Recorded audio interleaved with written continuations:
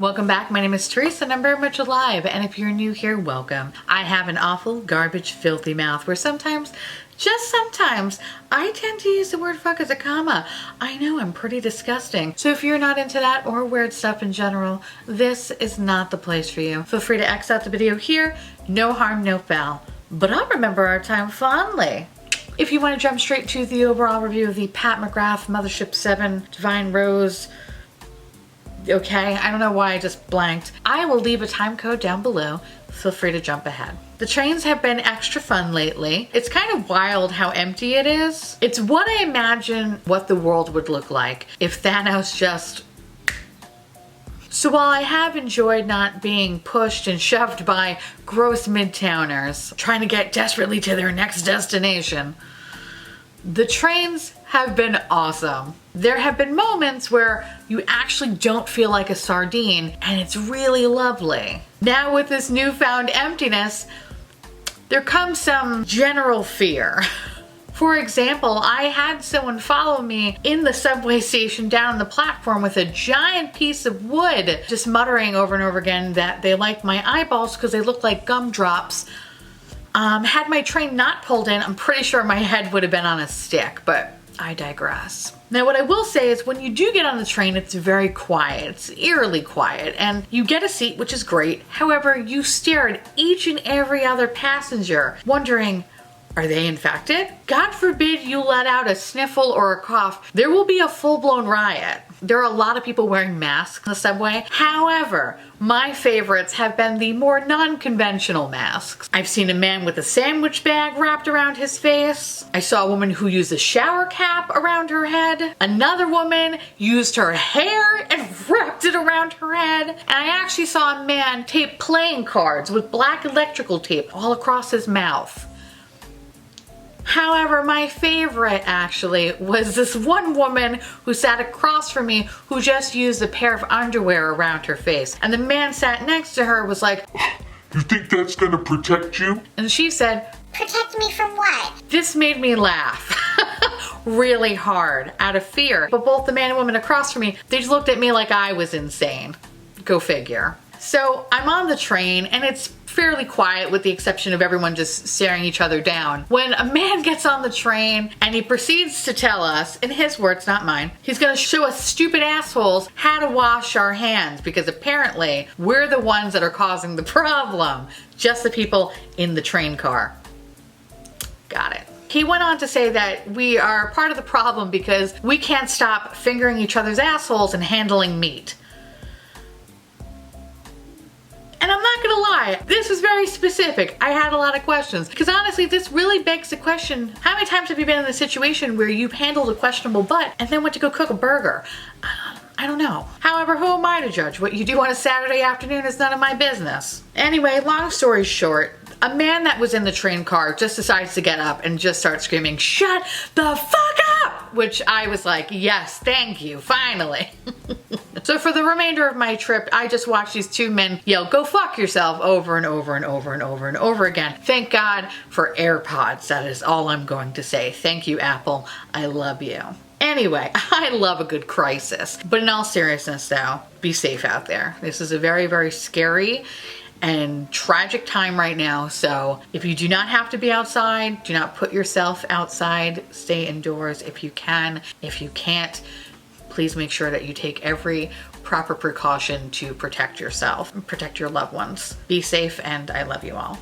In today's video, we're going to be talking about the Pat Mcgrath Mothership number 7, which is the Divine Rose palette. But before I give you my overall thoughts, let me read you a little bit about the palette first. Pat Mcgrath Labs Mothership 7 Divine Rose retails for $125. A potent provocation of lush floral shadows envelop the lids in a breathtaking bouquet of finishes. Vibrant golds, lascivious roses, peach, provocateurs, and exquisite bronzes captivate the eyes with this next-level divinity, unprecedented blendability, and unlimited multi-dimensional effects. For $125, what exactly do you fucking get? Comes in the standard black S&M case that Pat Mcgrath is famous for, and it's heavy as all hell, and because of my tragic jerking off accident, I'm gonna have to put this down.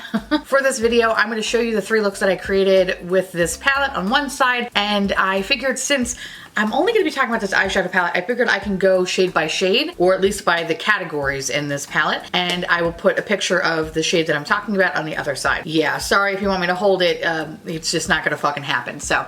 But before I do that, let me show you what the inside of it looks like. When you do open him up, you do get a nice full-size mirror here, which I'm gonna put down so I don't blind you. And here is your beautiful, delicious color story. Full disclosure, I picked this palette up with a 10% off coupon, and I think it's all because the first launch of this palette was such a fucking shit show that I reaped the benefits of it. So thanks, internet.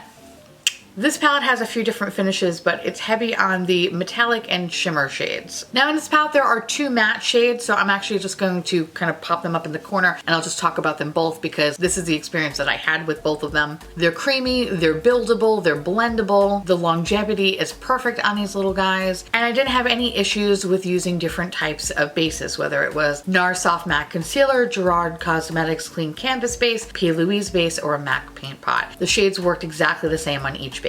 These were awesome. I only wish that they actually added maybe 1 or 2 more, but whatever. What I like about the matte shades in particular is that they are incredibly pigmented, so you do have to kind of go in with a light hand, otherwise it's like a really big punch of color. But when you do go with the light hand, I love that you're able to like just blend them out with ease. It actually does the work for you, which I really enjoy with the Pat McGrath matte shades. Now, the next shade I want to talk about is a shade called Lovelace, which is technically a metallic shade. Lovelace is a beautiful shade, and I found that it has really good longevity, and it's incredibly pigmented. There is a bit of fallout, which kind of reminds me of a little bit of like a Taco Bell beef cheese crumble situation. And with that fallout comes motherfucking micro glitter, so I don't know, like I never really noticed the amount of micro glitter in other Pat McGrath palettes until I played with this palette.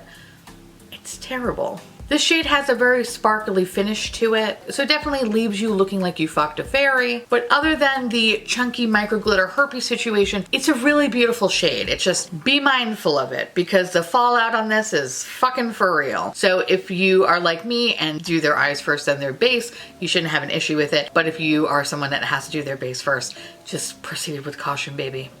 Proceed with caution.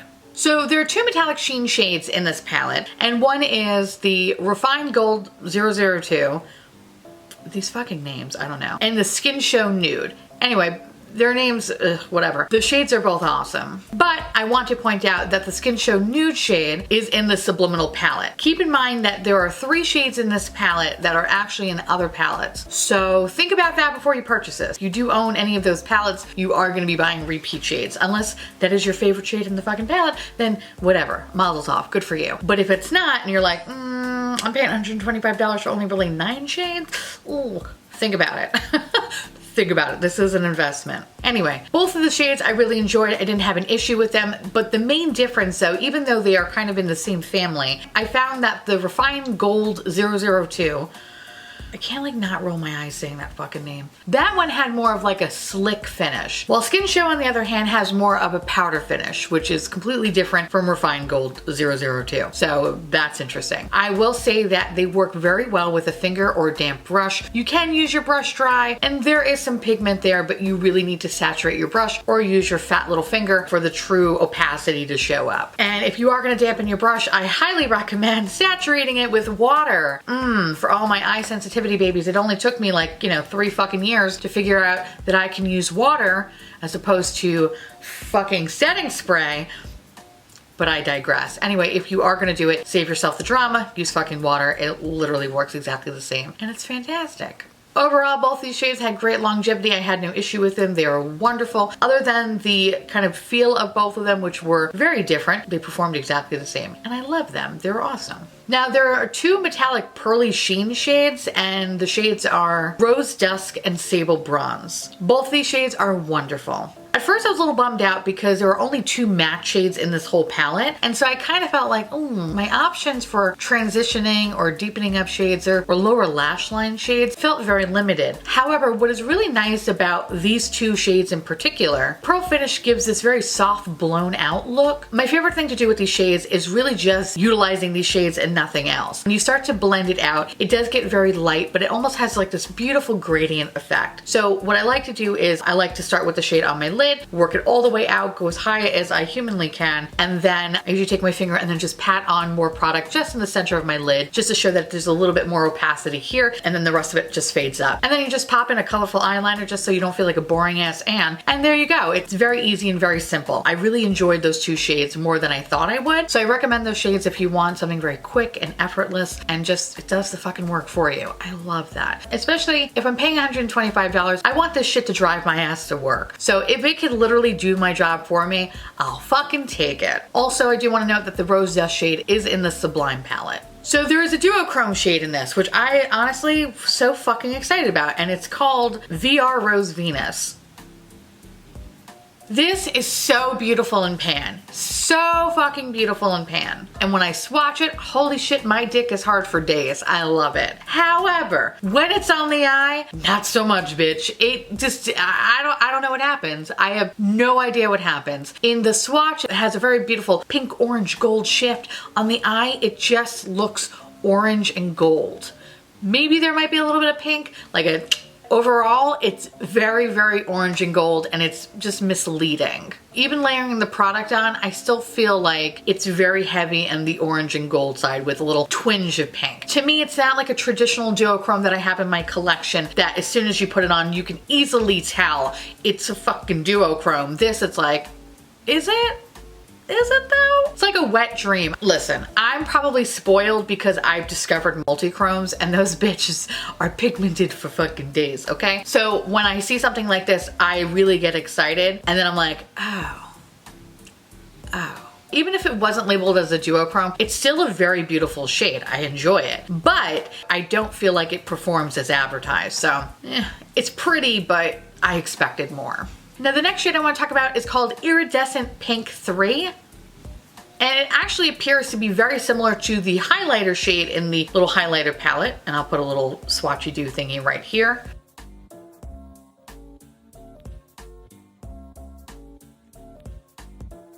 The biggest difference I would say between the highlighter shade and the eyeshadow is that the eyeshadow is definitely way more powdery. And this is another shade that overall I wanted to like more. I think it's very pretty as an inner corner highlight, and that's it. When I put it on the lid, oh, I want more from it. I love the effect it has in small concentrated areas, but on the lid, I don't know. I don't know what happens to it. The shift is so subtle, it's really hard to notice. And this is if you're just layering it on the lid or just over existing eyeshadow. It's like, I feel like I have a lot of shades that are like this, especially in a highlighter form. And I'd rather just use those shades. Like for example, like what I'm wearing right now as a highlighter is actually the Milani Ludicrous Duochrome. What the fuck is this called? Duochrome Ludicrous Lights.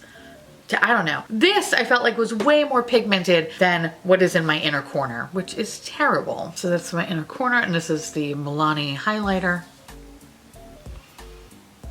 Also, you'll notice right here, I am actually having a reaction to the eyeshadow, but we'll talk about that in a second. So if you do see that and you want to know why I'm fucking crying, Anyway, this is a beautiful shade in pan. It's just performance-wise, not the best. And last but certainly not least, let's talk about Astral Solstice, which is in the Midnight Sun palette. This shade, fuck, bro, fuck. So, funny story, I was actually supposed to do this video the other day, and I had such an allergic reaction to that shade from the glitter actually getting into my eyeball that the outer corners, they feel very crunchy, but they hurt like a motherfucker. But at my inner lid, it just feels raw. My whole eye just feels raw. So all day yesterday, I was just pouring in eye drops, just trying to fix my eyes because I knew I had to make this video, and I couldn't actually film it yesterday because I was so angry and I just wanted to like like just chill the fuck out for a minute, wash my goddamn face because it was burning, and then try it again today. So I probably shouldn't be wearing makeup, but whatever, fuck it. Doesn't matter at this point. So that's why I wanted to kind of show you like the little bit of liquid that I have on the inner corner of my eye because of shit that was going on yesterday. Anyway, fuck this shade. Fuck this in its fucking face. It's so fucking incredibly messy. The amount of fallout and glitter herpy hell is disturbing. I tried it with a brush. Big mistake. Fallout was everywhere. So then I tried it with some glitter glue on my finger and tried to pat it on. That didn't work either, which didn't make any fucking sense. And it just reminded me of that goddamn Tati palette all over again, where I was just like tapping it on and it looked like it was snowing under my fucking eye. A layer of glitter just sitting there. When I tried to wipe it away, that shit just stayed directly onto my face. It was terrible. Even with a makeup wipe and a makeup eraser, it was still staying there. There's something in this glitter that is just highly toxic to me because it just wanted to get into my eyeball. Now, the really shitty part about it is with the fallout on that shadow, throughout the day, it just kind of snows in your eyeball and then eventually gets into your eye and causes you to have such a fucking awful goddamn reaction. So I don't know what is in that shade, but holy shit, it literally felt like there was just tiny little knives just cutting up my eyeball. There's one shade in this palette that I will never fucking ever touch or ever use, and it sucks because it's so pretty, because I really loved how it looked, especially when you just used your finger and gently pat onto like the center of your eyelid just to give it a little bit of sparkle. It's gorgeous. It's absolutely beautiful. But I am never gonna put it on my fucking face again because of the severe weird reaction that I had. So great. Now out of a 10-pan palette, I can only really use 9 shades. Awesome. So I wanted to mention this because I haven't seen anyone really talk about it, and maybe it's just me and maybe I got a shit palette because that sometimes does happen. But holy shit though, I've never had this reaction with a Pat McGrath shade, but if there is going to be formula like that in future palettes, I am steering so fucking clear from it. So it's just something I just wanted to point out. It's awful. I hate it. No, just no. Just sucks because it's pretty, but no, bitch, no. Now, despite having a severe reaction to that glitter shade, this palette wasn't bad. Is this my favorite Pat McGrath palette? No. What I like about this palette is how easy it is to use. And it really does take no time at all to make beautiful looks. If I compare this to the Mothership Vii, I feel like I will get more use out of this palette because ultimately it is an everyday palette. Do you need it? No. You don't need any of this fucking shit that I talk about. As much as I like and hate this palette at the same time, there is nothing really interesting or exciting about this palette. The shades that you would think were exciting are actually not very exciting at all. They're okay at best. And for me, I don't feel like this is a got to have item that you've got to have. And if you still find yourself lusting over this palette, I recommend getting it while it's on sale because it's definitely not worth it at full price. Even at 10%, I still feel like I was robbed. Now I want to hear from you guys. Let me know down below if you're interested in picking up this palette or if you're going to be skipping out. I would love to hear from you. And with that said, I want to say thank you so much for watching. I truly appreciate it as always. Feel free to like, comment, hit that subscribe button. It's free. And hit that bell icon for notification of all my future posts. Follow me on Twitter, Instagram, Facebook, Snapchat, Patreon, Discord. I have 2 podcasts. One's called The Miserable 3 and the other one's called Dead and Bored. Everything will be linked down in the description box below, along with where to get my merch. If you want to know what is currently on my face, that will also be in the description box as well. And I'll see you little pumpkins later. Stay safe. Bye.